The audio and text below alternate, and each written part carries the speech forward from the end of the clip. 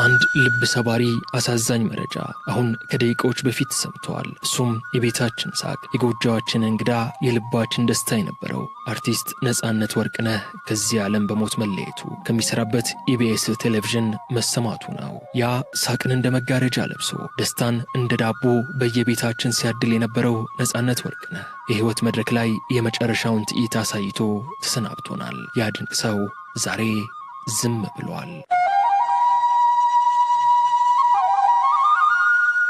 ነጻነት ወርቅነህ በኢትዮጵያ የፊልም የቲያትርና የቴሌቪዥን ዘርፍ ውስጥ ከፍተኛ ተወዳጅነት ካላቸው አርቲስቶች መካከል አንዱ የነበረ ሲሆን በተለይም በኮሜዲ ስራዎቹና በደመቀ የአቀራረብ ብቃቱ የኢትዮጵያው ጂም ኬሪ እየተባለም ይጠራ ነበር። በአዲስ አበባ ከተማ የተወለደው ነጻነት ወርቅነህ ለጥበብ ስራ ያለውን ፍቅር ያሳየው ገና በልጅነቱ ነበር። በትምህርት ቤት ቆይታው በተለያዩ የኪነ ጥበብ ክለቦች ውስጥ በመሳተፍ የትወና ተሰጥኦውን ማሳደግ የጀመረ ሲሆን ወደ ሙያው በይፋ የገባውም በቲያትር ስራዎቹ ነው። በተለይም በመድረክ ላይ በሚያሳያቸው ፈጣን እንቅስቃሴዎችና የፊት ገጽታ አጠቃቀሙ ወይንም ፌሻል ኤክስፕሬሽን ወዲያውኑ የሰዎችን ትኩረት መሳብ የቻለ ተወዳጅ አርቲስት ሆኖ ቆይቷል። ነጻነት በበርካታ አማርኛ ፊልሞች ላይ የተሳተፈ ሲሆን አንዳንዶቹ ስራዎቹ ለዘመናዊው የኢትዮጵያ ኮሜዲ ፊልም እድገት ትልቅ አስተዋጽኦ አድርገዋል። ከስራዎቹ መካከልም በሰፊው የታወቀበትና የትወና ብቃቱን ያስመሰከረበት ፊልም ፍሬሽማን፣ በድራማዊ ትወና የታየበት ስራው የዳዊትን ዚራ፣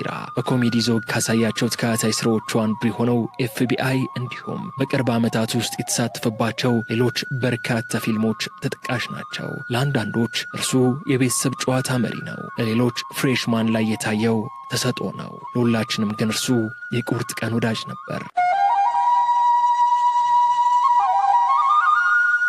ነጻነት መድረክ ላይ ሲወጣ ሐዘን ቦታ የለውም። እርሱ ማይክሮፎኑን ሲይዝ ጭንቀት ጓዙን ጠቅልሎ ይወጣል። በቃላት ጨዋታው፣ በፊቱ እንቅስቃሴ፣ በዚያ ልዩ የሳቅ ድምፁ ሐዘን ለሰዓታት ማስረሳት የሚችል ብርቅዬ የጥበብ ሰው ነበር። የነጻነት ጉዞ የትግልም የድልም ነበር። ጥበብን የወደዳት በልጅነቱ ነው። ያኔ በመድረክ ላይ ጥቃቅን ትርኢቶችን ሲያሳይ ማንም ሰው ይህ ሕፃን ከዓመታት በኋላ የሀገር ኩራት ይሆናል ብሎ አልገመተም። ነገር ግን ነጻነት በስራው በትህትናው በታላቅ ትጋቱ የኢትዮጵያን ሲኒማና ቲያትር ጉዞ እንደ አዲስ ያነቃቃ ነበር። የዳዊትን ዚራ ላይ ሲያለቅስ አብረን አልቅሰናል። የቤተሰብ ጨዋታ ላይ ሲስቅ አብረን ስቀናል። እርሱ ተዋናይ ብቻ አልነበረም፣ እርሱ የእኛ መስተዋት ነበር። የኑሮ ውድነት የህይወትን መከራ በቀልድ ቀመሞ እያቀረበ ህመማችንን በሳቅ እንድንረሳው የሚያደርግ መድኃኒታችን ነበር ቢባል ማጋነን አይሆንም። ነገር ግን ህይወት እንደ ፊልም ስክሪፕት በደስታ አታልቅም። ነጻነት በሕክምናው ወቅት በነበረበት ስቃይ እንኳን ሳይቀር ለህዝቡ ያለውን ፍቅር